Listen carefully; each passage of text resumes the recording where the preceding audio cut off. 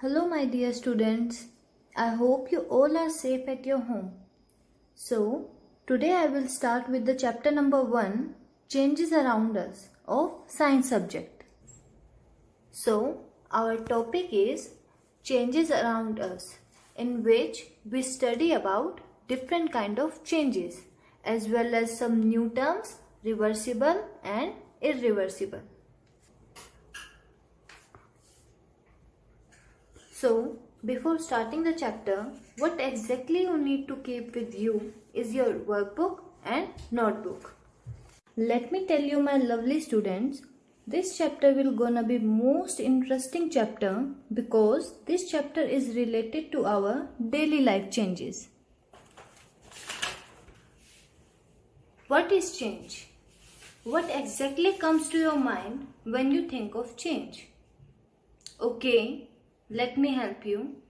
A lot of changes keeps happening around us. In fact, a lot of changes keep happening within ourselves. So, what kind of changes we are talking about? Let me help you. Let me help you with the definition.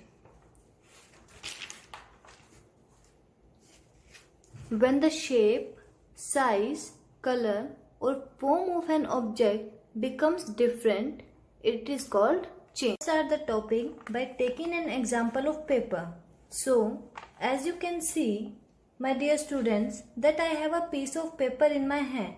What are the qualities that you are observing in the paper? It is plain and straight. Now, what I am doing with this paper? I am crushing it very hard. So, what exactly it is look like now? It looks like a crush ball, right? Now, I am unfolding this page. So, what have you observed now? Let me tell you. It is not straight as earlier. It is not plain or smooth as well. It completely changes its shape. Now, with the same paper, I am gonna do one more thing. I start tearing it in different parts. Now what happened with this paper? It changes its size. The question is, there are many different type of changes. For example, some changes might cause change in shape, size, form, color or composition. Now, let's talk about types of changes. One is reversible change and the another one is irreversible change. Now, the question arises, what is reversible change? In reversible change, we can reverse the substance to be brought back to its original form. Let's go ahead by taking an example of ice and water. What happens when we freeze the water? It turns into ice, which is a solid form. Now, what happens if we melt that ice?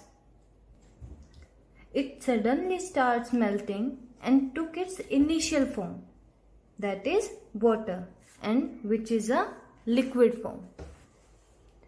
We concluded that boiling, freezing and melting are some examples of reversible change.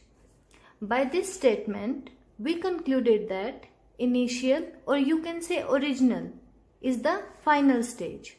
There is no new substances formed in reversible change. Let's hurriedly move towards the next topic, which is irreversible change. The prefix IR, which means no or not. In irreversible change, substance cannot be brought back to its original form. Let's discuss it by taking an example of egg and omelette. If an egg has been fried into an omelette, what we had concluded? We concluded that we cannot change an omelette back into the original egg. Thus, it is an irreversible change. By taking this statement, initial stage is not the final stage. Initial stage is the only stage. A new substance is formed in irreversible change. So let's have a quick recap. Change. Anything that becomes different undergoes a change, which is of two types, reversible and irreversible. In reversible change, original form can be brought back, but in irreversible change, original form cannot be brought back. In reversible change, no new substance is formed, whereas in irreversible change, new substance is formed. So, now what we are going to do is, we are going to take a lot of examples from around us and find out whether it is reversible or irreversible. You have to give 5 examples of changes in which we get back the original matter, as well as 5 examples of changes in which we cannot get back the original matter. Thank you, students.